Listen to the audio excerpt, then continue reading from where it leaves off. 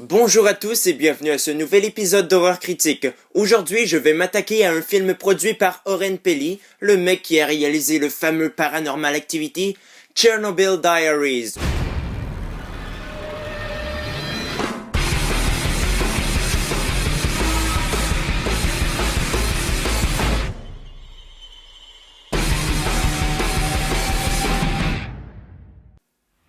Lors d'un voyage en Europe, Chris et ses amis décident de pousser leurs aventures à l'extrême. Étant donné qu'ils sont en Ukraine, ils se paient une petite excursion dans la ville fantôme près de la centrale de Tchernobyl. L'expérience est au début très cool, mais quand au moment de repartir le camion ne démarre plus, ils se rendront vite compte qu'ils ne sont pas les seuls à Tchernobyl. Bon, pour commencer, je vais vous faire un bref résumé de l'accident nucléaire de Tchernobyl. Le 25 avril 1986, on voulait faire un test d'îlotage dans la centrale, c'est-à-dire tester le fonctionnement des réacteurs. Lors de ce genre de manœuvre, plusieurs règles de sécurité doivent être respectées, ce qui n'a pas été le cas. Ce qui n'a jamais été le cas. La centrale était d'ailleurs dirigée par un ingénieur en thermodynamique et non pas en nucléaire. Il a sans doute été promu pour ses loyaux services dans l'armée. Bref.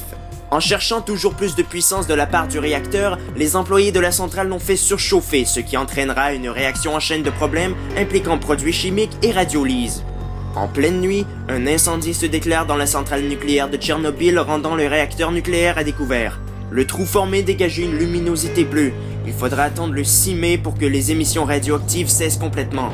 Toutefois, plusieurs personnes gravement exposées moururent par après, et d'autres ont subi les retombées bien des années plus tard. Donc, c'était pas stupide de s'en servir pour faire un scénario de film d'horreur. Encore fallait-il faire une bonne histoire. Et c'est ce qu'on a fait. Ouais, sincèrement, l'histoire est plutôt bonne. Bon, je reconnais que c'est loin d'être original, le pitch fait très déjà vu. Les dialogues sont totalement faux et on nous présente des problèmes familiaux typiques. Mais compte tenu que le scénario a été écrit par Shane Van Dyke, le réalisateur de ce film, ça aurait pu être pire. Bien pire. Non, mis à part les défauts que j'ai cités et quelques longueurs ici et là, on n'a pas du tout de difficulté à se plonger dans le scénario. L'histoire se montre très intrigante et pique notre curiosité. Les Chroniques de Tchernobyl est réalisé par Bradley Parker, le responsable des effets visuels sur des films tels que Fight Club, Lac Placé des Planètes Rouges. Pour une fois, dans un film produit par cette équipe, l'attention est efficace. Il y a des plans suggestifs, certes pas très innovateurs, mais qui fonctionnent très bien. Là, contrairement à un certain film, on joue vraiment sur la peur, sur le suspense. Les jumpscares sont toutefois un petit peu prévisibles, mais au moins ils ne sont pas inutiles. Ce qui est cool avec ce film, c'est qu'il n'est pas pressé. Laissez-moi vous expliquer. Qui dit film avec des radiations, dit infecté hideux. Eh bien, le film ne joue presque pas là-dessus, et ça marche quand même bien. Le film fait peur en laissant mijoter la sauce pendant un bon moment, en ne nous montrant pas les monstres. Là où certains diront que c'est long, eh bien moi je dis qu'on prend son temps pour créer une bonne ambiance et pas tout précipiter. Toutefois, je l'ai dit, il y a quelques longueurs minimes par moment et c'est le seul reproche que je peux faire au film. Ça et la mini-scène de fan footage vraiment vomitive. Étonnamment, les acteurs ne sont pas si mauvais. Bon, ok, ils ne méritent peut-être pas d'Oscar, mais ils sont crédibles tout au long du film. On retrouve en tête d'affiche Jesse McCartney. Aucun lien de parenté avec Paul, désolé. Puis sinon, les effets spéciaux se font assez rares dans ce film, mais tout de même, ils sont bien faits.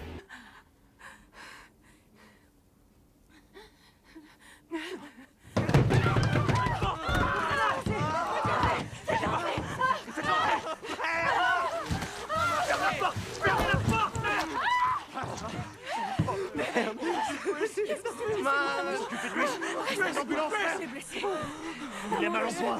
Qu'est-ce qui t'est arrivé, Chris? Merde! Chris, qu'est-ce qui s'est passé? Je sais pas, mais qu'est-ce qui s'est passé? Très loin. J'étais assez réticent à l'idée de voir un film produit par Oren Peli. Je m'attendais à voir une sombre merde. Puis au final, j'ai été agréablement surpris. Non, ce n'est pas un film d'horreur révolutionnaire et non, ce n'est pas le meilleur film d'horreur de tous les temps, mais il est quand même très bon. Je l'admire pour sa mise en scène, pas très originale bien sûr, mais qui est efficace. C'est assez surprenant pour l'équipe de production, En tout cas, c'est une note de 7 que je lui accorde. Bref, cet épisode d'Horreur Critique est à présent terminé, j'espère qu'il vous a plu. N'hésitez pas à laisser les commentaires puis à vous abonner à la chaîne. Salut!